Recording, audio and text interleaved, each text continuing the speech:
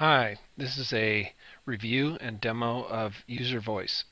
I'm doing this in March 2018, so things may have changed by the time you view this, but I did a trial, and this is based on my approximately 4 hours of setting this up and trying it out. So a lot of it's my first impressions. It's not the be-all, end-all. It's just my initial first impressions.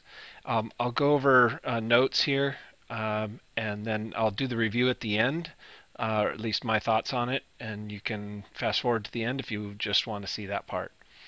So what I thought I'd do is describe, where it fits in.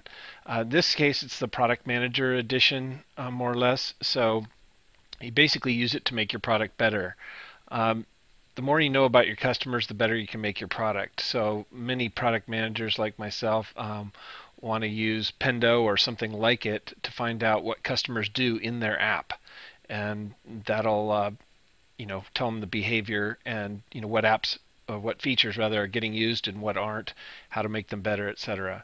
You also want to know what your customers are saying, so getting direct feedback and suggestions and ideas and that sort of thing, votes, etc. So that's where UserVoice fits in.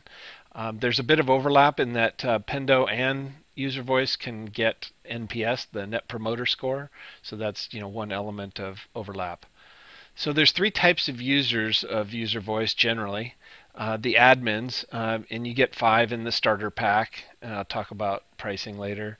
The customer account managers and tech support often use the contributor sidebar, they call it, which is a way to submit suggestions or requests based on the customers, on behalf of the customers. And then, of course, the customers directly. And so I'll go in and show you the perspective and the user interface for each of these three. This is an enterprise level product, so there's lots of different ways to do things, and I probably only have time to show you one way, or the way that seemed to make most sense to me or was easiest to set up, etc. The other important thing is terminology. Like any app, the terms are important and how it's structured. So you can set up, there's only one forum to begin with, but you can set up additional forums if you want to.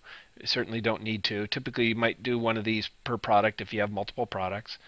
You set up a couple of categories. Generally, you want to categorize your suggestions. Now, the suggestions could be called ideas or feature requests or whatever, but in different categories could have different number of suggestions. The suggestions can have votes, and so many different users can vote on it. So this just gives you an example of the layout. From a admin perspective, I found this video on their website very helpful. I'll put it in the description below, but it's I think like 20 some minutes long, but it was very helpful. All right, so let's go in. Let me first show you what the end user customer interface or interaction looks like. So, let's say you have an app, and let's say it's called Help Tickets, and your users are in your app, and you want to get feedback from them. So one of the ways, there's several ways, but you could just simply have a link, or you can just add this JavaScript to any of your web pages to add this feedback tab, and you can choose the colors and all that sort of thing. And then this little green bubble up here, you can choose any color and any location, but this green bubble is to ask you to give an NPS score. So I'll walk through that right now, and then I'll show you how to do a suggestion. So this is within the app. The other way to do it is just go to, let's say, your company name.uservoice.com, or it could be, feedback.yourcompany.com. So there's a couple of different ways to do it if you want to have a portal, and you can do it with and without logging in. Generally, all you need is an email address, but I'll go over that later. So here we are at, this is my app, let's say, and I see this bubble up here, and maybe I'm curious, I'll click on it. It can prompt you. So Net Promoter Score, the lower numbers are detractors, the middle numbers are neutral, and then the 9 and 10 are promoters. So let's say I click on 9 here. That's a promoter, and I say I like this, but I never give perfect scores. Okay, and then I put in my email address. So let's say it's this one. I have it pre-filled in. Okay, and then next. So I guess one point of feedback, it would be nice if it would grab this. I think you can probably extract this from your app and automatically fill that in, but that takes some more time to set up. So it says, thank you, we take your feedback to heart. You can have this set up so it will actually go into more what's called smart votes, where you're picking between 1 and 2. I think I've already done it with this user. This is one of my test users. All right, so now let's do a feedback using the tab here. If I click on this feedback tab, this is just the style of the widget, and you can see it's focusing my attention just on this, which I think in general is good. So let's say I put in here color themes. Now, one thing that's not available in here in this interface is automatically finding ones. Oh, there it is. I'm sorry, my mistake. So you can see I type in color themes or just colors. Maybe it finds similar existing ones already. So if I click on that, then I notice here it has one supporter. That means one person voted for it. I can vote for it, and that makes it 2. It wants to know my email address. I have logged in with Google. I think some people are suspicious logging in Facebook because they feel it might ask for permissions in fine print. And there's no Office 365 if your customer is logged into their Office 365. It'd be nice to be able to use that. But anyways, I'm going to click on that Google, and it's open this up. It's a little bit odd that it is a window, but let me just type in Ed. Okay, I'll fill that in, and then I'll create a password. And it wants to verify my email, so it'll do that. So that's one way to submit feedback there by the feedback tab. And then over here, if you do have a portal and you rather have your users or they go there on their own, I'm going to sign in here. The Google integration I think works a little better in here. And then I'm going to click Stay Signed In. Now you might be wondering where this picture come from. I thought originally it would come from Google, but it doesn't. It comes from something called Gravatar, and I think Gravatar is somehow associated with WordPress because essentially you're creating a WordPress account, and it's used by bloggers and more commonly, I think, by people who comment on blogs. So, anyways, it's a lowest common denominator of profile pictures, I think, is the intent there. And while we're here, let's look at this, portal design or whatever. You can customize the color of this banner at the top, and then generally you want to find your own company logo that's about 100 pixels high, and try to find one that's transparent background. That way the colors show through, and you don't have like a white block or whatever background you have on your logo. Now this here, you can customize this wording here, submit your suggestions here. Since I'm trying to gather suggestions more than anything else, I put that verbiage there. I've created 2 forums just to see what it looks like. The screen looks a little different if you have 2 forums because they want to sort of show this as a menu. If you just have one, it tells you like some of the more recent suggestions.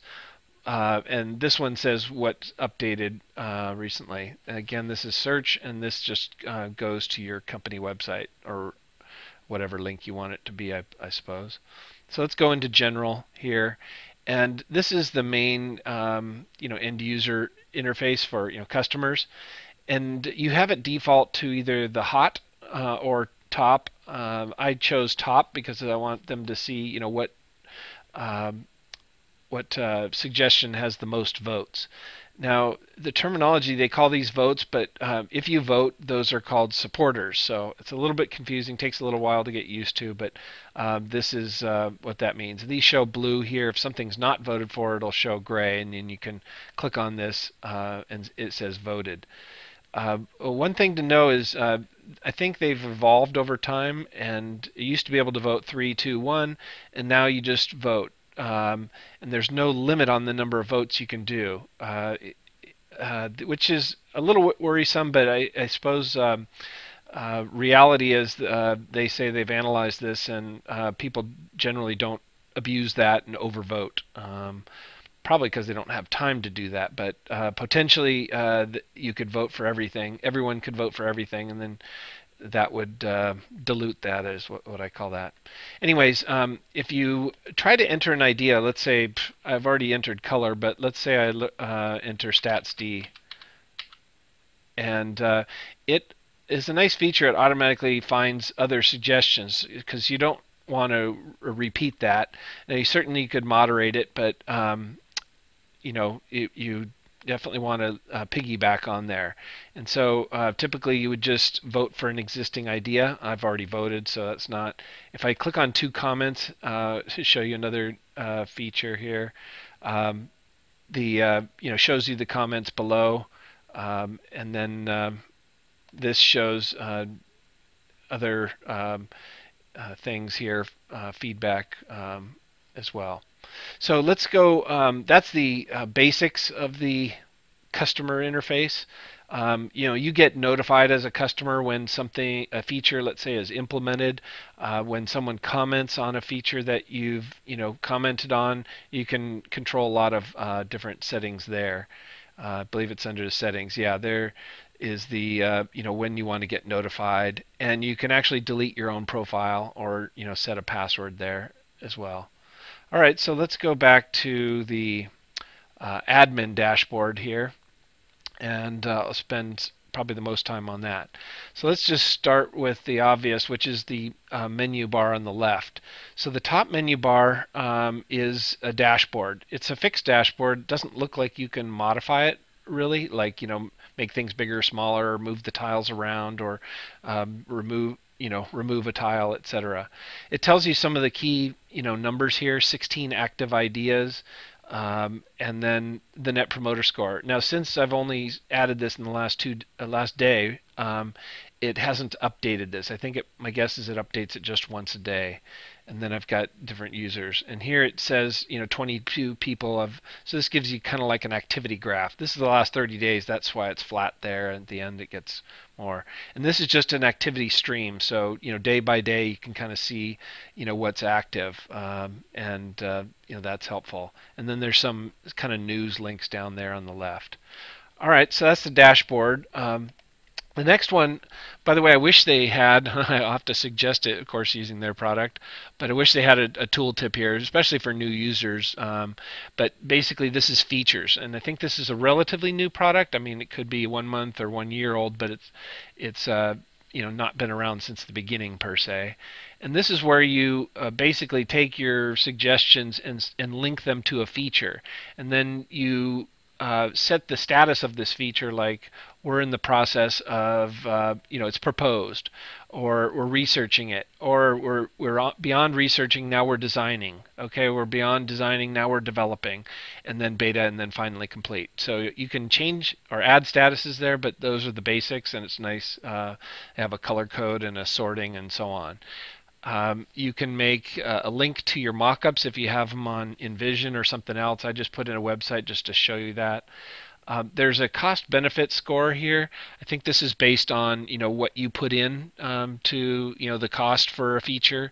And the RICE, it doesn't say. It would be nice to have a tooltip here, but it stands for reach, impact, confidence, and effort, I believe. So some companies a while ago came up with that method of scoring a feature because you want the greatest reach and the greatest impact, the least effort, and the most confidence. And that kind of allows you to help set priorities. Now, you can't make these columns wider, which I wish was possible, because you can see there's a lot of white space there. So you have to scroll over on the bottom here.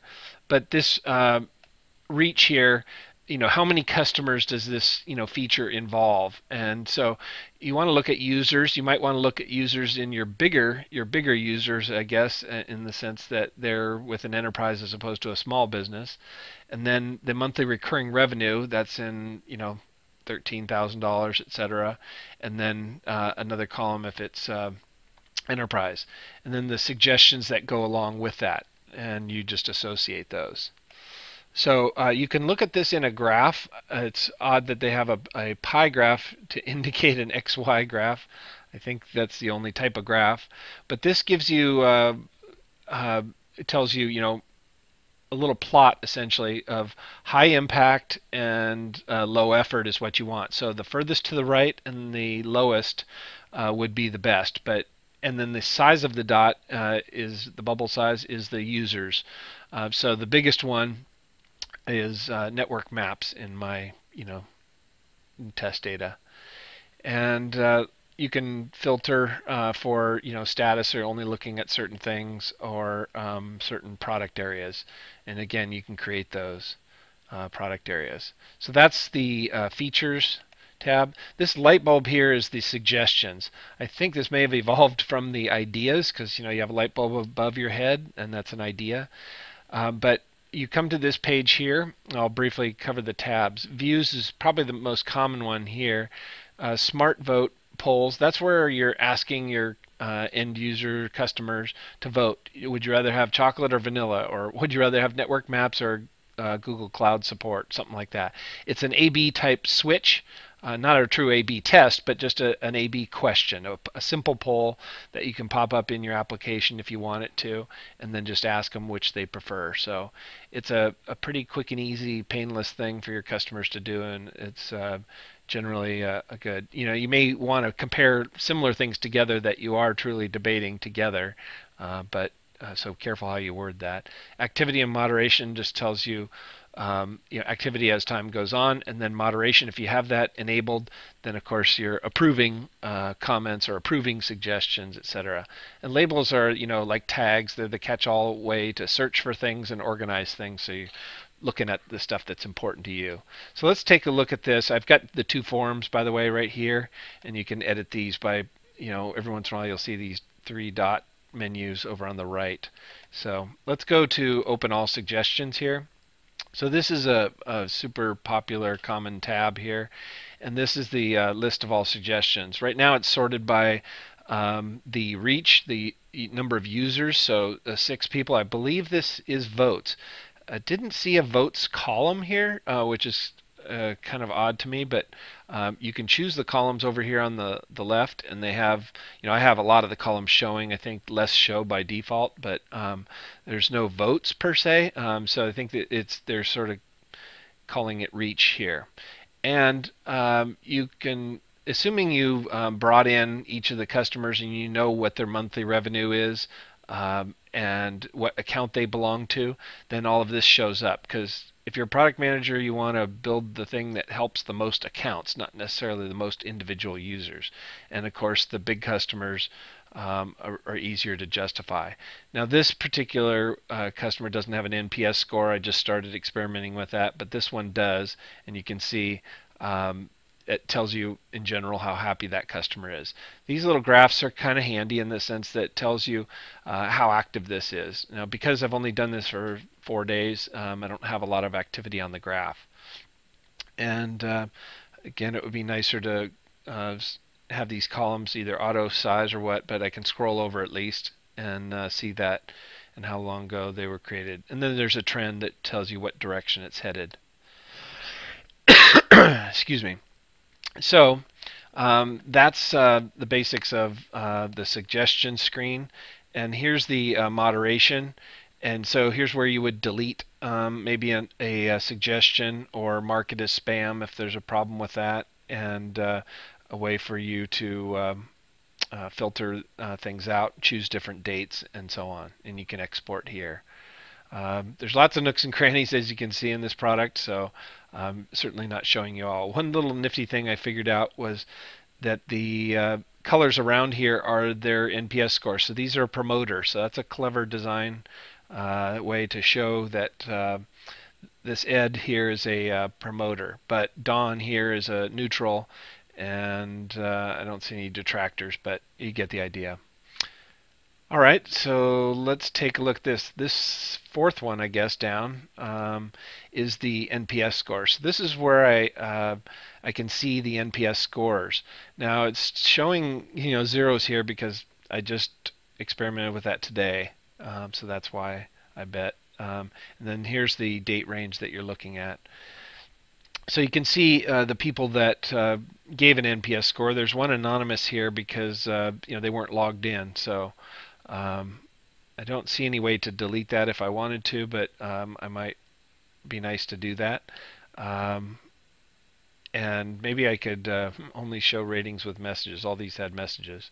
Anyways, you can see they're color coded, of course, neutral.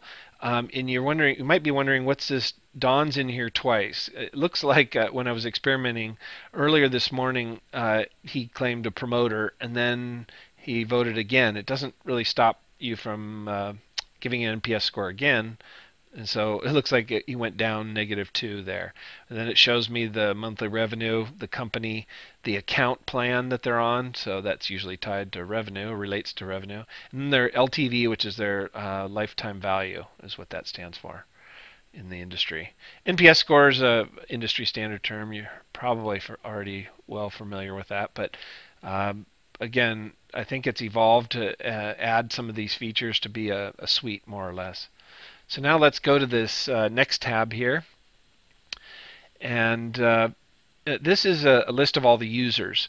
Now, I seeded this in, and I spent the time to go do the gravatar so it would look pretty with the pictures. But it'd be nice if you did Google. It would also had the option of bringing that in. But that's a minor, dislike. All right, and then you can narrow these down by, just looking at contributors or different types of users. One of the things I had a little struggle with, I guess, is if you're actually going to put this in your company, you definitely need to spend time with your CRM people like Salesforce or whatever to bring in the accounts and to bring in the plans that they're attached to. It's either bringing it in from Salesforce or something like it, or bringing it in from some other information like your database or perhaps your product itself. But if you bring that info in, that'll definitely make this a more valuable tool because you'll be able to see all of the data around the customers, not just how they voted, but how big of a customer they are, how long they've been with you, etc. So I think that's an important thing I learned. So I've only got 4 accounts in here. Now, I was a little disappointed that I couldn't add accounts in here just for trying one by one. I had to learn the import via a CSV file, and the instructions are there. It took me a while to figure that out, and you definitely want to do it, in order when you're, setting up a trial. So after I brought those users in, I had already brought in a couple of users. I couldn't tie the users to the accounts, which was quite frustrating. And I later figured out the API, and then I essentially deleted them and started over again. But I couldn't even delete a user. I could only delete with the API. There is I think, a suggestion in UserVoice's forum about that, but and I might add a comment to that. Anyways, that's the users and accounts. Again, the more accurate data you have in here, the more useful this whole tool is going to be. So now let's take you to the bottom here. This plus is to capture a customer request. So quick, someone's on the phone, you could type in their email, you could type in a private part of their request, and then where maybe a reference to a help desk ticket, and then you can link to an idea. Again, here they call it idea, someplace they call it suggestions, someplace they call it feedback, etc. So get used to the multi-terms, I think. All right, so that's the little plus there, is to add records, I guess, on behalf of your customers. The question mark brings up the help, slides over. Generally, I thought the help was good. The search is pretty good. And that other video I found is good. This I'm used to seeing in the upper right-hand corner, but that's just by, familiarity. It's down here, and this is both your profile, but it's also like the general purpose admin menu. So you'll definitely spend a lot of time in here, at least especially for the one-time setup. So there's tons of nooks and crannies here. I'll take you through briefly. The My profile is just your, profile. The site text, that's where you put in what words you want to show on the portal. So submit your suggestions. Sometimes a longer thing. You can add formatting and links and whatnot. Uh, let's take a look at the domain name. So this is where you put in, your company name or whatever you want. .uservoice.com has to be 3 letters or more. You hook up your user authentication. It definitely has some capability here. Any SAML, which is the industry standard, thing, hooks into almost everything. And then restricting access. I believe this is down to specific IP addresses. The SSO logs is probably to troubleshoot the authentication generally. And then you can put in your own terms of service. So, how to behave wisely on the feedback forums, I suppose. So now let's take a quick look at the widgets. This is where you generate what color you want your NPS thing to do, and this is copying and pasting the JavaScript into your web page if that's the way you're going to do it. And then there's the older versions of that, and that's where I got the classic widget that I showed you earlier. This is that star thing here. And basically when you pick a color here, it essentially changes the code down below. It doesn't actually save this previous setting because, as you saw, mine was green. But yeah, but it doesn't stay that way. And it'd be nice just to save that. Mobile I didn't experiment with, but that could be a big part. It depends on your situation. And then the gadgets are, I guess, tie-ins and integrations with. I didn't get into a lot of this. The sidebar.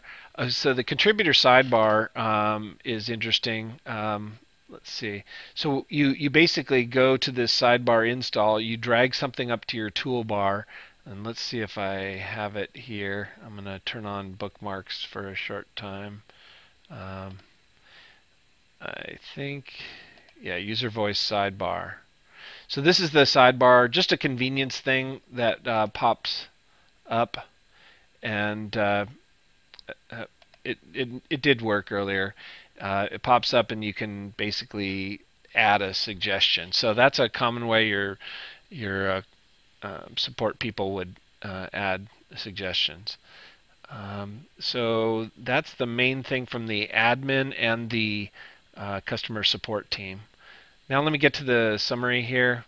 So this is the summary of my review. I want to couch this by saying this is my opinion based on working with it for 4 or 5 hours.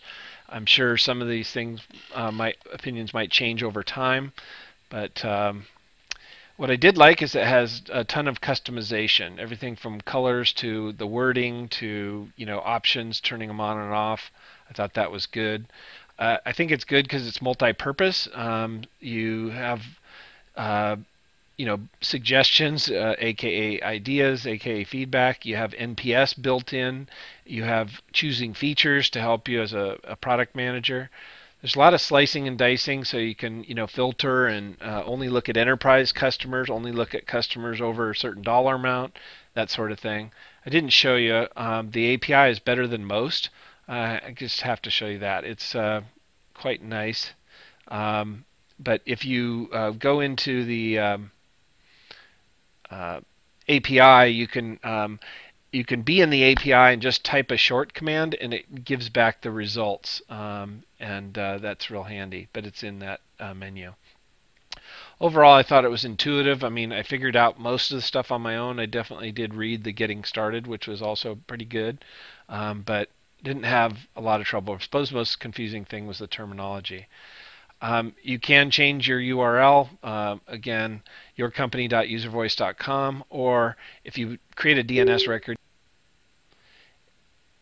and you can definitely put in suggestions there. What I didn't like is that I didn't see any pricing on their homepage, so that automatically made me think maybe it's real expensive and they have to talk me through it.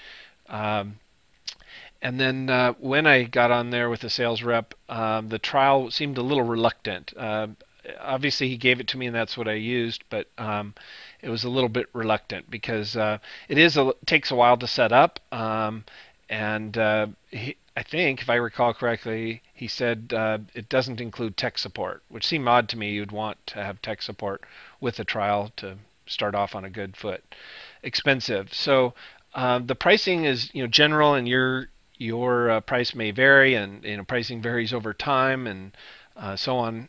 And they say they're going to perhaps change it. They didn't say up or down in May, a couple months from now, but I believe the platform is $10,000, and that's a lot depending on how much value you're able to get out. But you could easily justify that if you're getting a lot of value and you have a big expensive product with lots of high-paying customers. So that could be a drop in the bucket.